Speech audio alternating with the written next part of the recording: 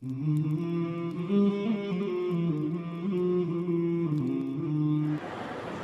لله نحمده ونستعينه ونستغفره ونؤمن به ونتوكل عليه ونعوذ بالله من شرور أنفسنا ومن سيئات أعمالنا من يهده الله فلا مضل له ومن يضلله فلا هادي له ونشهد أن لا إله إلا الله وحده لا شريك له ونشهد أن سيدنا وحبيبنا ومولانا محمدا عبده ورسوله الذي أرسل بالحق بشيرا ونذيرا الذي ولد مجيدا وتوفي حميدا أما بعد فأعوذ بالله من الشيطان الرجيم بسم الله الرحمن الرحيم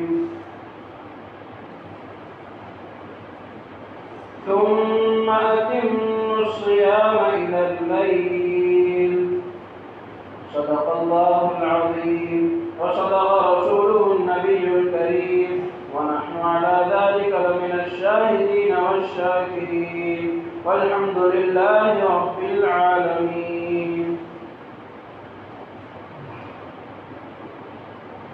محترم بزرگوں اور عزیز دینی اسلامی ساتھی،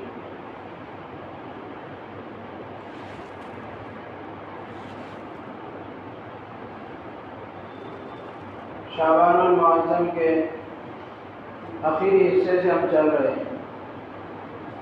رمضان کا مہینہ بالکل قریب ہے. آج شعبان المعظم کی 19 تاریخ ہے. کم و بیش 10 دنوں کے بعد رمضان کے مہینے کا آغاز ہو جائے گا. رمضان کا مہینے کی ابتدا ہو جائے گی.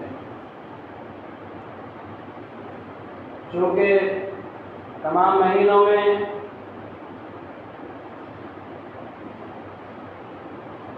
سب سے زیادہ عظمت رکھنے والا، برکتوں والا، رحمتوں والا، فضیلتوں والا اگر کوئی مہینہ ہے تو وہ رمضان المبارک کو نہیں ہے.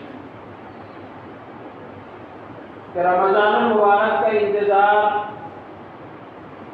نبی پاک صلی اللہ علیہ وسلم 2 مہینے پہلے سے کرتے. کتنے مہینے پہلے سے؟ 2 مہینے پہلے سے رمضان المبارک کا انتظار کرتے. اور انتظار ہی نہیں بلکہ نبی پاک صلی اللہ علیہ وسلم دعائیں بھی کرتے، اللہ تبارک و تعالیٰ سے مانگتے تھے. جیسا کہ گزشتہ جمعوں کے بیان میں بھی آپ کو بارہا وہ دعا نبی پاک صلی اللہ علیہ وسلم کی سنائی گئی کہ نبی پاک صلی اللہ علیہ وسلم رجب کے مہینے سے ہی رمضان کے مہینہ کو پانے کے لیے اللہ تعالیٰ سے دعا کرتے ہیں کہ اللہم بارک لنا فی رجب و شعبان وبلغنا رمضان. کہ اللہ رجب اور شعبان کے مہینے میں ہمیں برکت عطا فرما اور رمضان تک ہمیں پہنچا دے. تو رمضان تک پہنچنے کی، رمضان کے مہینے کو پانے کی، رمضان کے مہینے کو حاصل کرنے کی دعا نبی پاک صلی اللہ علیہ وسلم رجب کے مہینے سے کرتے. یعنی 2 مہینے پہلے سے انتظار ہوتا تھا نبی پاک صلی اللہ علیہ وسلم کو. اتنی برکتوں والا یہ مہینہ ہے، اتنی عظمتوں والا یہ مہینہ ہے، اتنی رحمتوں والا مہینہ ہے. ہم بھی دعا کرتے ہیں اللہ تبارک و تعالیٰ سے کہ اللہ ہمیں بھی رمضان کے مہینے تک پہنچا اور اس مہینے کی قدر کرنے والا بنا دے. اس مہینے کی برکتوں سے ہمیں لطف اندوز ہونے والا بنا دے. اس مہینے کی برکتوں کو، اس مہینے کی رحمتوں اور فضیلتوں کو حاصل کرنے والا ہمیں بنا دے. کیا برکتیں ہیں اس مہینے کی، کیا خاصیتیں اور فضیلتیں ہیں اس مہینے کی. ایک حدیث مبارکہ کی ضمن میں آپ کو بتاؤں گا. حضرت سلمان رضی اللہ تعالیٰ عنہ کی حدیث ہے. فرماتے ہیں حضرت سلمان رضی اللہ تعالیٰ عنہ کہ نبی پاک صلی اللہ علیہ وسلم نے شعبان کی آخری تاریخ میں واعظ فرمایا. یعنی شعبان کی جو آخری تاریخ ہوتی ہے 29 کا مہینہ ہو تو 29ویں تاریخ، یا اگر 30 کا مہینہ ہو تو 30ویں تاریخ۔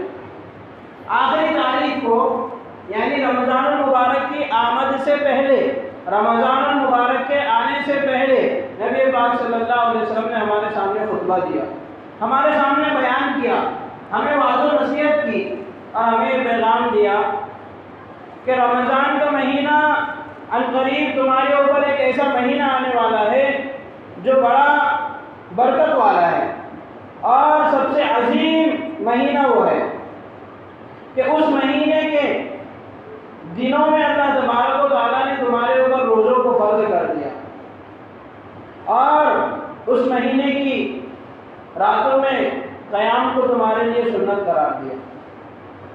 تو رمضان کے روزے رکھنا ہر بالغ مرد اور عورت پر فرض ہے، اور نماز تراویح کا پڑھنا ہر ایک کے لیے سنت ہے، مرد ہو یا عورت، ہر ایک کے لیے نماز تراویح کا پڑھنا سنت ہے۔ بڑی طویل حدیث ہے، ایک آدھ 1.5 صفحے میں نبی پاک صلی اللہ علیہ وسلم نے اس حدیث کو بیان فرمایا کہ عنقریب تمہارے اوپر ایک ایسا مہینہ آنے والا ہے جو بڑا بابرکت ہے اور بڑا عظیم مہینہ ہے کہ اس مہینے کے دنوں کو اللہ تبارک و تعالیٰ نے تمہارے لیے روزوں کے ساتھ خاص کر دیا، یعنی اس مہینے کے دن کے اندر تمہارے اوپر روزے رکھنا لازم اور ضروری قرار دیا، اور اس مہینے کی راتوں کو عبادت میں گزارا جائے۔ اللہ تبارک و تعالیٰ نے فیصلہ کیا، گویا کہ تراویح پڑھنا یہ خود اللہ تعالیٰ کا حکم ہے، گرچہ کہ سنت حکم ہے، نفلی حکم ہے، فرض اور واجب نہیں ہے، لیکن نبی پاک صلی اللہ علیہ وسلم نے اس کو اپنے عمل سے کر ہمیں بتا دیا کہ اس کی پابندی بھی ضروری ہے۔ آگے فرمایا نبی پاک صلی اللہ علیہ وسلم نے کہ یہ مہینہ صبر کا مہینہ ہے، رمضان المبارک کا مہینہ صبر کا مہینہ ہے۔ کس طرح صبر کا مہینہ ہے؟ حدیث کی تشریح میں آگے آ رہا ہے، رمضان المبارک کے مہینے میں مومنوں کے رزقوں کو بڑھا دیا جاتا ہے، مومنوں کی رزق کے اضافہ کر دیا جاتا ہے۔ اسی طریقے سے رمضان المبارک میں روزے دار کو روزہ افطار کرانے کی بہت بڑی فضیلتیں آئی۔ کیا فضیلتیں آئی ہیں؟ حدیث کی تشریح کے ضمن میں سب کچھ آگے آ رہا ہے۔ اسی طرح فرمایا کہ رمضان المبارک کے مہینے میں جو شخص روزے دار کو افطار کرائے، خود روزے دار کے گناہوں کے لیے یہ روزہ افطار کرانا گناہوں کے معافی کا ذریعہ بنتا ہے، اور آگ سے آزادی، جہنم سے خلاصی اور چھٹکارے کا سبب یہ بنتا ہے اس کے لیے۔ رمضان کے روزے کو اللہ تبارک و تعالیٰ نے 3 حصوں میں تقسیم کیا ہے کہ رمضان کا پہلا حصہ رحمت کہلاتا ہے، جس کو ہم پہلا عشرہ رحمت کا عشرہ کہتے ہیں، اور دوسرا حصہ رمضان کا مغفرت کہلاتا ہے، جس کو ہم دوسرا عشرہ مغفرت کا کہتے ہیں، اور تیسرا حصہ رمضان کا آگ سے آزادی، جہنم سے خلاصی اور چھٹکارے اور جہنم سے آزادی کا، جس کو ہم آخری عشرہ جہنم سے چھٹکارے کا کہتے ہیں۔ نبی پاک صلی اللہ علیہ وسلم نے حدیث کے آخر میں بیان فرمایا کہ تمہیں اس مہینے میں روزہ رکھنے کے ساتھ ساتھ اور تراویح جیسی عظیم عبادت کو ادا کرنے کے ساتھ ساتھ 4 کاموں میں زیادتی کرنا ہے، 4 کاموں کا بکثرت اہتمام کرنا ہے، اور 4 کاموں کو بڑے اہتمام کے ساتھ کرنا ہے۔ سب سے پہلے کلمہ طیبہ کا ورد اس مہینے میں زیادہ سے زیادہ ہو، کہ بار بار کثرت سے کلمہ طیبہ کو، اس کے معنی کو دماغ میں حاضر رکھتے ہوئے بار بار پڑھا جائے۔ دوسرے یہ کہ کثرت سے استغفار کیا جائے، کثرت استغفار، اور تیسرے یہ کہ جنت کی زیادہ سے زیادہ طلب کی جائے، اور چوتھا کام یہ کرنا ہے کہ جہنم سے زیادہ پناہ مانگنا ہے۔ آگے نبی پاک صلی اللہ علیہ وسلم نے حدیث کے بالکل آخر میں یہ ارشاد فرمایا کہ روزے دار کو اگر کوئی پانی بھی پلاتا ہے، اور پانی کے ذریعے بھی روزہ دار کو کوئی روزہ افطار کراتا ہے، تو کل قیامت کے دن نبی پاک صلی اللہ علیہ وسلم اپنے حوض کوثر سے اس کو پانی پلائے۔ اتنی بڑی فضیلت روزے دار کو افطار کرانے کی ہے۔ یہ حدیث ہے مکمل حضرت سلمان فارسی رضی اللہ تعالیٰ عنہ سے، جس کو میں نے آپ کے سامنے بیان کی۔ یہ تو حدیث کا مختصر ترجمہ، مختصر سی وضاحت تھی۔ اب اس حدیث کے ایک ایک ٹکڑے کو ہم ذرا سمجھتے ہیں۔ سب سے پہلی بات اس حدیث مبارکہ میں جو بیان کی گئی وہ یہ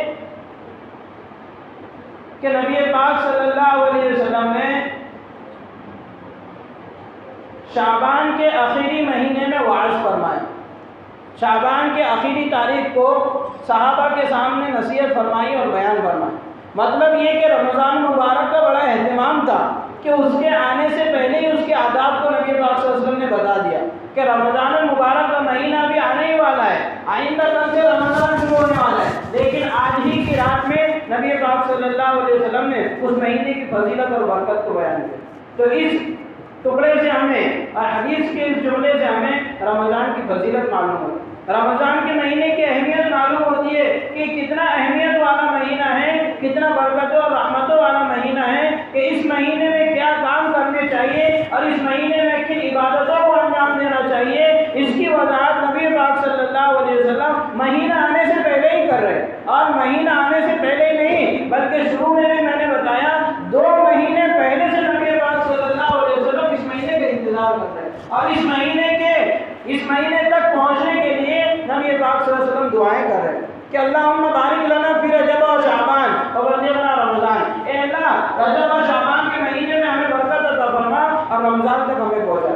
سوچو کتنا عظیم مہینہ ہے، کتنا بڑا مہینہ ہے، کتنا مبارک مہینہ ہے، کتنا بابرکت مہینہ ہے. اللہ کو منانے کا، اللہ کو راضی کرنے کا کتنا پیارا اور کتنا اچھا مہینہ یہ ہے کہ نبی پاک صلی اللہ علیہ وسلم اس مہینے کے آنے سے پہلے ہی لوگوں کے سامنے اس مہینے کی فضیلت کو بیان فرما رہے اور فرما رہے کہ تمہارے اوپر ایک ایسا مہینہ آنے والا ہے جو بڑا ہے اور بڑی عظمتوں والا ہے.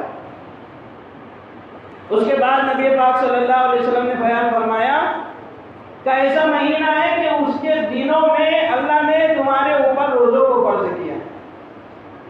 تو ہمیں یہ بات یاد رکھنی چاہیے اور یہ مسئلہ ہمارے ذہن میں ہونا چاہیے کہ رمضان المبارک کا روزہ ہر بالغ مرد عورت پر فرض ہے. اس میں کوئی مستثنا اور کسی کو رخصت نہیں ہے سوائے چند لوگوں کے. رخصت اور معافی کن کو ہے؟ رخصت اور معافی کام دھندے پہ جانے والوں کو نہیں ہے. رخصت اور معافی تجارت اور کاروبار کرنے والوں کو نہیں ہے.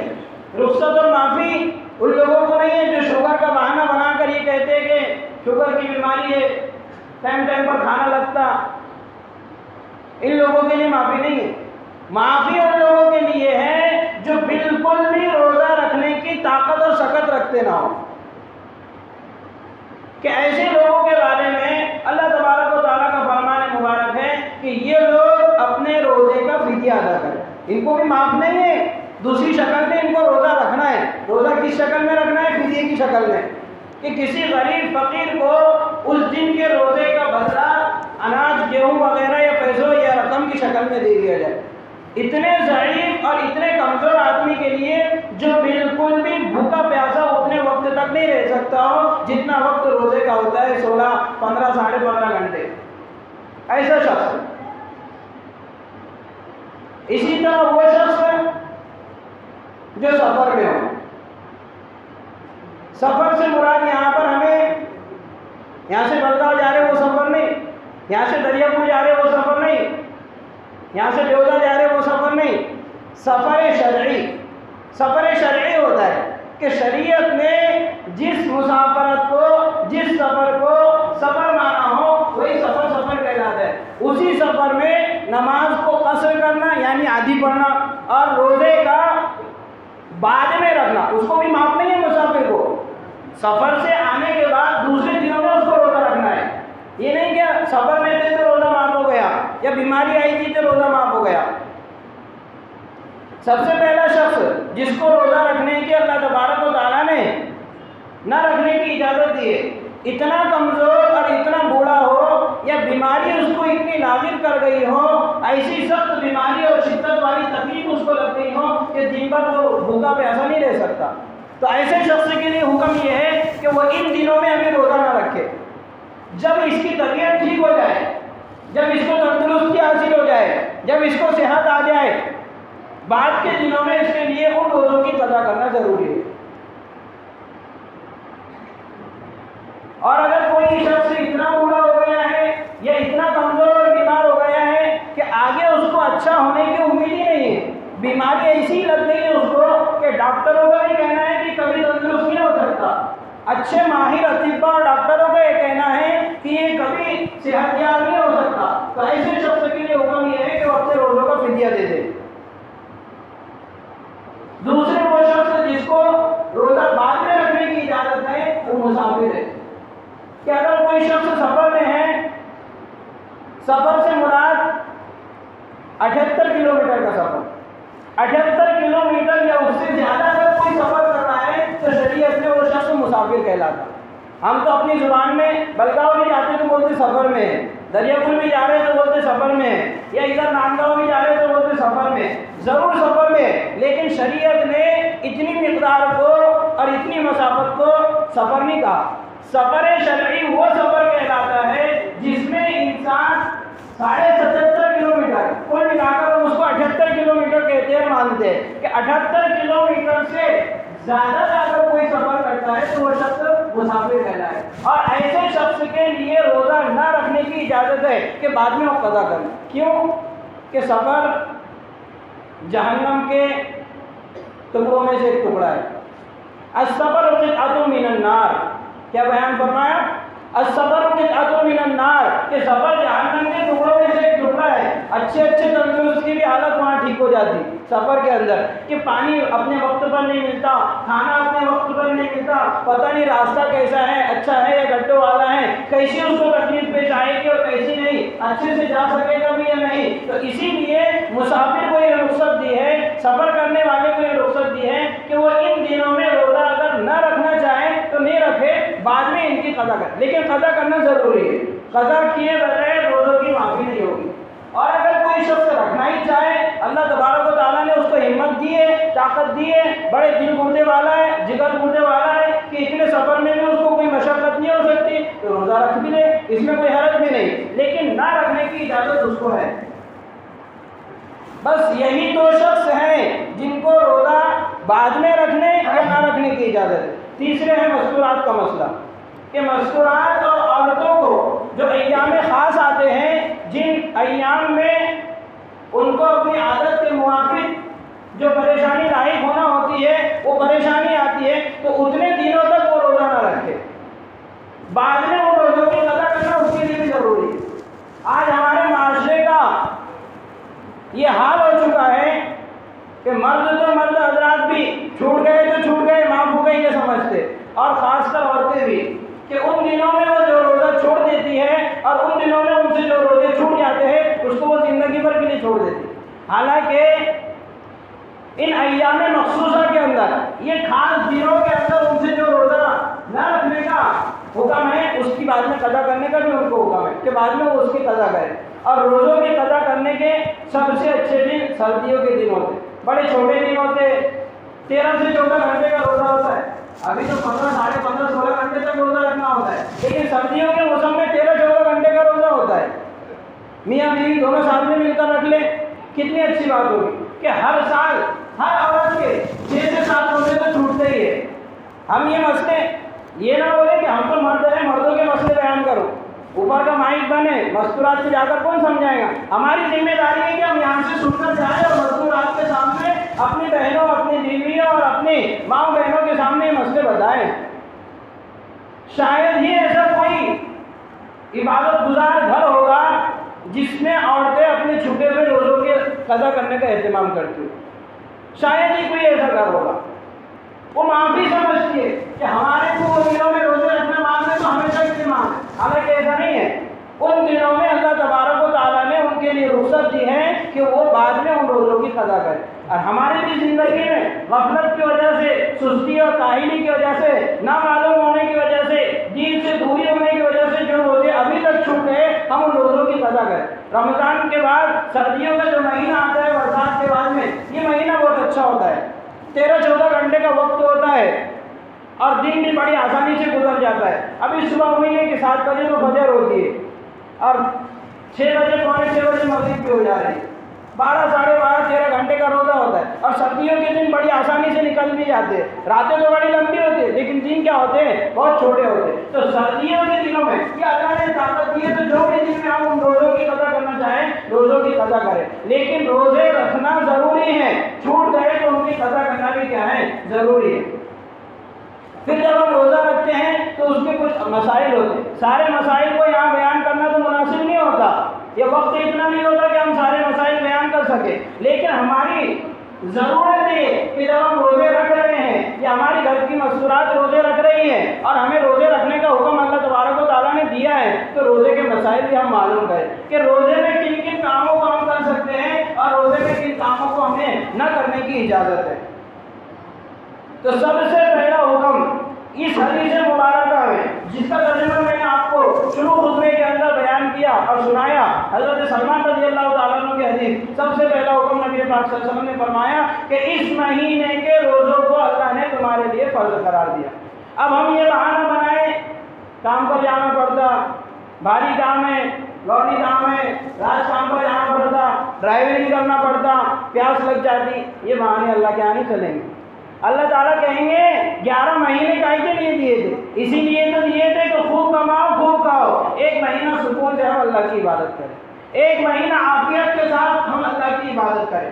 بلکہ ابھی گزشتہ 2 روز پہلے پرت واڑے میں جو ہمارا ضلع کا جوڑ ہوا، اس میں یہ بات بیان کی گئی کہ ہر مسجد کے اندر 20 سے 25 آدمی اعتکاف میں رہتے۔ اعتکاف کا مسئلہ بھی ہمیں معلوم ہونا چاہیے۔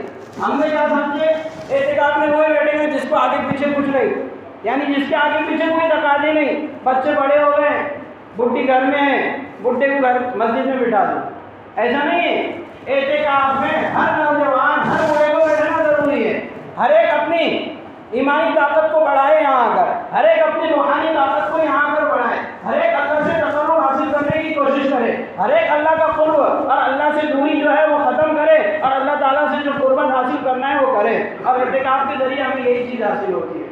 تو یہ بات ہمیں معلوم ہونی چاہیے کہ اعتکاف میں صرف ایک آدمی بیٹھ جائے تو یہ کافی نہیں ہوتا۔ رمضان المبارک کے آخری عشرے کا جو اعتکاف ہوتا ہے 10 دنوں کا، وہ تو سنت موقعہ ہے، اس میں اگر محلے سے ایک آدمی بھی نہیں بیٹھے گا تو سارے اہل محلہ گنہگار ہو، سارے محلے والے اور ساری بستی والے گنہگار ہوں گے۔ لیکن یہ کوئی ضروری تھوڑی ہے کہ ایک ہی آدمی کو بٹھا دیے اور ساروں کی طرف سے اکتفا ہو گیا تو ہم بھی خاموش بیٹھ گئے۔ کیا اسی آدمی کو اپنی آخرت بنانا ہے؟ کیا اسی آدمی کو اپنی آخرت سنوارنا ہے؟ ہم کو نہیں سنوارنا ہے اپنی آخرت، ہمیں نہیں بنانا ہے اپنی آخرت۔ اس لیے ہم میں سے ہر ایک کوشش کرے کہ میں مسجد میں اعتکاف میں انشاءاللہ بیٹھوں گا۔ 10 دن ہم اپنے بال بچوں سے، بیوی بچوں سے، کاروبار سے، تجارت سے، اپنی ساری مشغولیات مصروفیات سے دور رہیں گے اور اللہ تبارک و تعالیٰ کے سامنے ہمیشہ سجدہ ریز ہوں گے۔ اللہ تبارک و تعالیٰ کی بارگاہ میں 24 گھنٹے اللہ تعالیٰ کے سامنے جھکے ہوئے ہوں گے، تو کتنا اچھا ماحول بن جائے گا ہمارا، ہماری ایمانی طاقت بڑھے گی، ہماری ایمانی قوت بڑھے گی، اور ہمارے دلوں میں جو غیروں کا خوف بیٹھ گیا ہے، ہمارے دلوں میں جو بیماریوں کا اور دوسرے آزار کا خوف بیٹھ گیا ہے،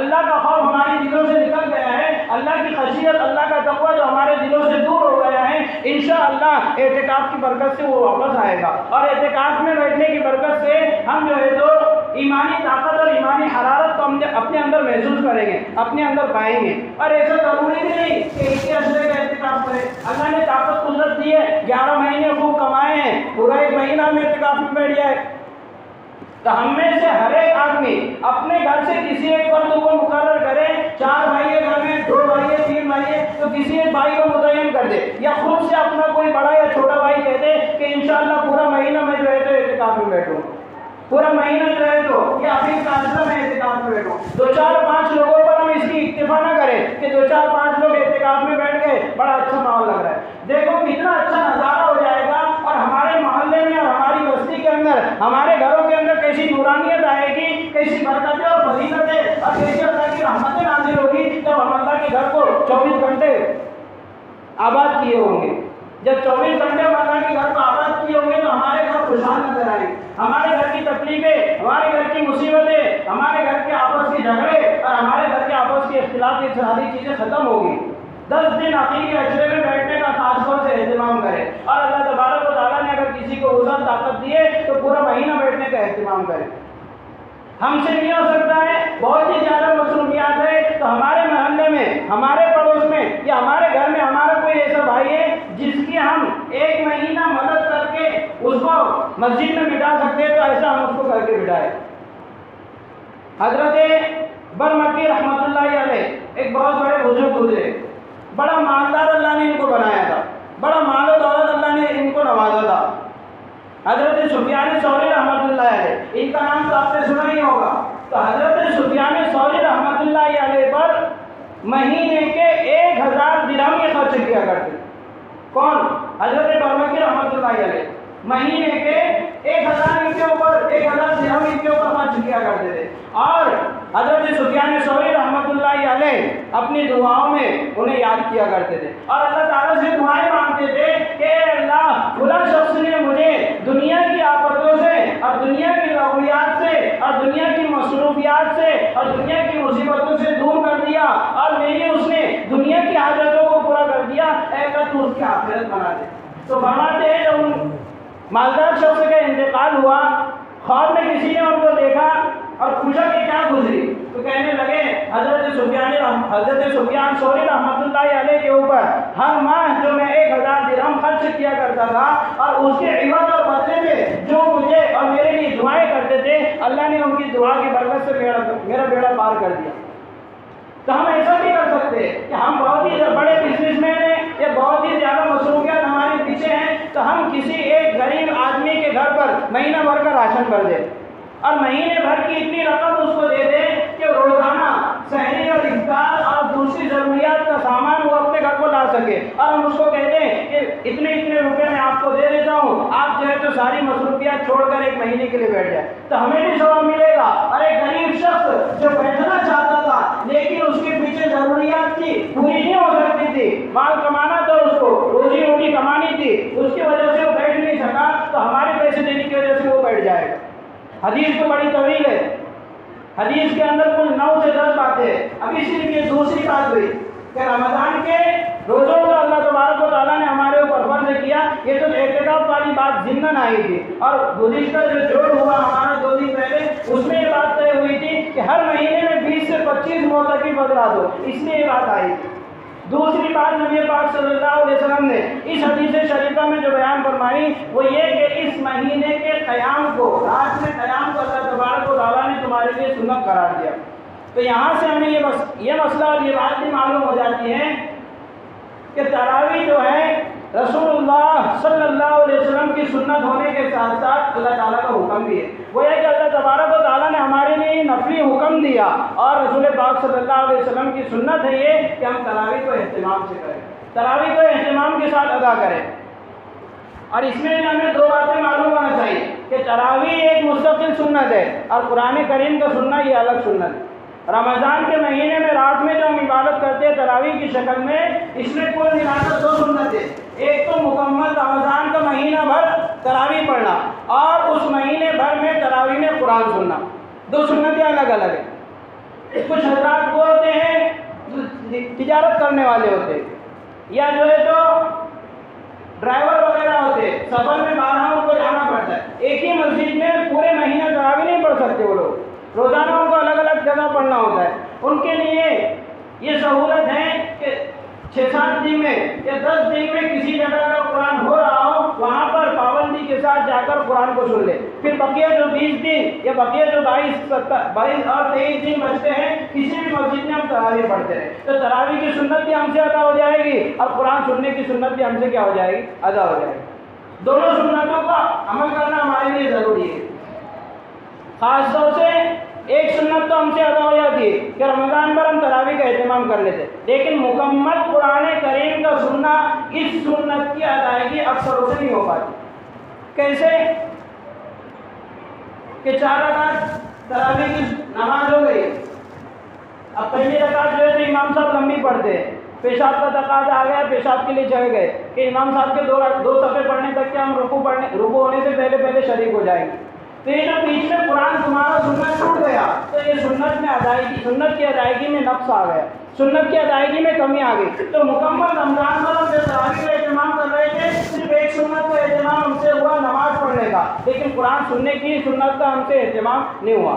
اسی طرح وہ نوجوان حضرات یا وہ نوجوان بچے جو امام صاحب کے رکوع میں جانے کا انتظار کرتے کہ ابھی رکوع میں آپ بیٹھ جائیں گے، شروع سے پڑھنے لگیں گے امام صاحب رکوع میں جائیں گے جب جو ہے تو بھاگتے ہوئے آئیں گے، اللہ اکبر بولیں گے، ابھی تھوڑا سا پانی پی کر آ جاتے یا تھوڑا سا جو ہے تو وضو خانے پر ٹھنڈا ہاتھ سے کر کے آ جاتے یا منہ دھو کر کے آ جاتے، تو اتنے وقفے میں جو ان کا قرآن چھوٹ جا رہا ہے، اس میں بھی ان کی وہ سنت چھوٹ جا رہی ہے کہ مکمل قرآن کریم کا سننا ان سے نہیں ہو پا رہا ہے۔ ہاں نماز جیسی عظیم سنت ان سے ادا ہو جا رہی ہے، لیکن قرآن سننا یہ بھی ایک مستقل سنت تھی، یہ سنت ان سے جو ہے تو چھوٹ جا رہی ہے۔ اس لیے تراویح میں جو ہے تو ہم اس بات کا خیال رکھیں کہ دونوں چیزوں کا اہتمام کریں کہ پابندی کے ساتھ مکمل 20 رکعت ہماری ایک ہی جگہ ادا ہو، اور جو ہے تو قرآن بھی ہمارا مکمل سننا ہمارے سے ہو جائے، تو تب جا کر کے 2 سنتوں کا ثواب ہمیں ملے گا۔ تیسری چیز اس حدیث شریفہ میں نبی پاک صلی اللہ علیہ وسلم نے جو بیان فرمائی وہ یہ کہ یہ مہینہ صبر کا مہینہ ہے۔ صبر کا مہینہ ہونے کا مطلب یہ ہے کہ انسان نے روزہ رکھا ہے، روزہ رکھنے کے بعد جو ہے تو بھوک کے لگنے کی وجہ سے جسم کے اندر ایک چڑچڑاپن پیدا ہو جاتا ہے، اور ایک ایسی کیفیت پیدا ہو جاتی ہے کہ اگر کسی نے کچھ بولا تو فوراً ہم بھی اس کا جواب دینے لگتے۔ تو ایسا موقع اگر کبھی آ جائے اور ایسا وقت انسان پر کبھی آ جائے تو انسان کے لیے حکم ہے اور ایک مومن بندے کے لیے حکم ہے کہ وہ صبر کر لے۔ کسی نے کچھ کہہ دیا، ہمیں اس پر غصہ آ گیا، ہم بھی اس کا جواب دے رہے ہیں، یہ مناسب نہیں ہے۔ روزے کے اندر انسان کی کیفیت اور طبیعت ایسی بن جاتی ہے کہ چڑچڑاپن اور مزاج میں ایک قسم کی ترشی پیدا ہو جاتی ہے، مزاج میں جو ہے تو ایک قسم کی سختی پیدا ہو جاتی ہے۔ ہم بھی اس کا جواب دیں گے کیونکہ رمضان کا جو مہینہ صبر والا مہینہ ہے، اس میں ہم سے صبر کہاں ہو رہا۔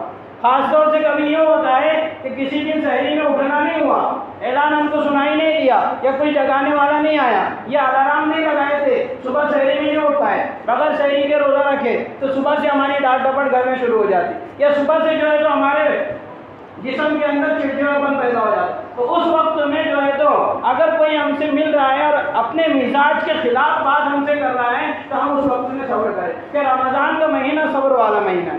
تراویح جو ہے تو بڑی آرام سے ہو رہی ہے، ہر سال 1 گھنٹے میں یا 1.25 گھنٹے میں سننے کی عادت تھی، اس سال جو ہے تو 1.5 گھنٹے میں ہو رہی یا 1.25 گھنٹے میں ہو رہی، پیروں میں تکلیف ہو رہی ہے، طبیعت ہماری ناگوار ہو رہی ہے، طبیعت اس کو ناگوار محسوس کر رہی ہے، تو ہم صبر کریں کہ رمضان کا مہینہ کس کا ہے؟ صبر والا مہینہ ہے کہ اللہ تبارک و تعالیٰ صبر کرنے کی بدولت ہمیں خوب ثواب سے اور خوب نعمتوں سے کیا کریں گے؟ نوازیں گے۔ نبی پاک صلی اللہ علیہ وسلم نے اسی حدیث میں چوتھی بات رمضان کے متعلق بیان فرمائی کہ رمضان کا مہینہ غم خواری کا مہینہ۔ غم خواری کا مطلب رمضان کا مہینہ مدارات کا مہینہ ہے، غربا مساکین پر خرچ کرنے کا مہینہ ہے۔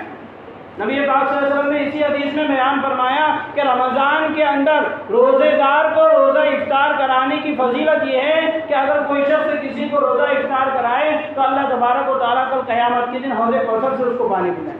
نبی پاک صلی اللہ علیہ وسلم کے ہاتھ مبارک سے وہ شخص پانی پیگا جو کوئی کسی کو روزہ افطار۔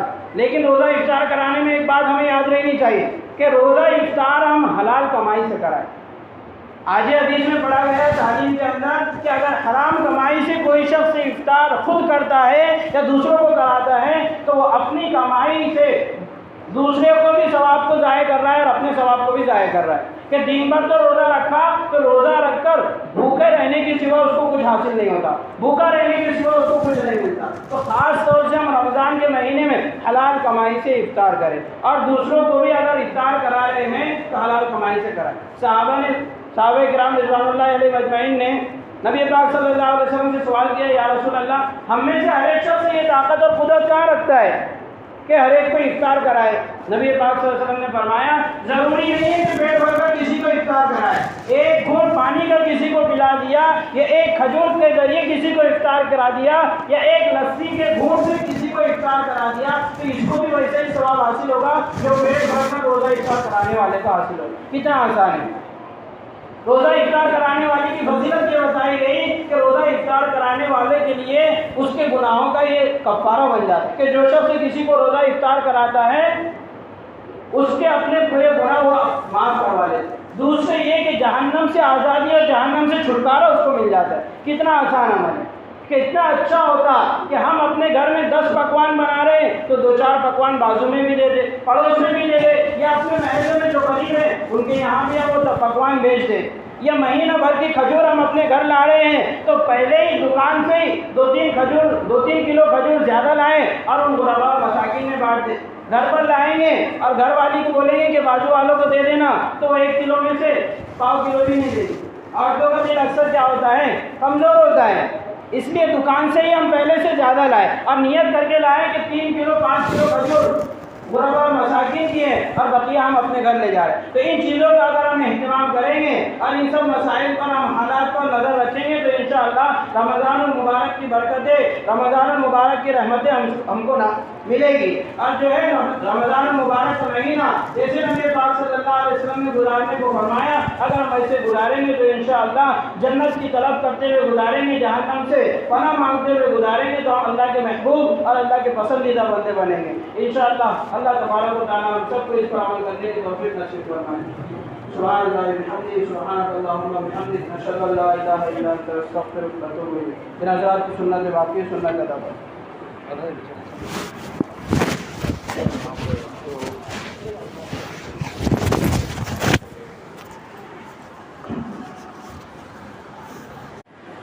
الحمدللہ۔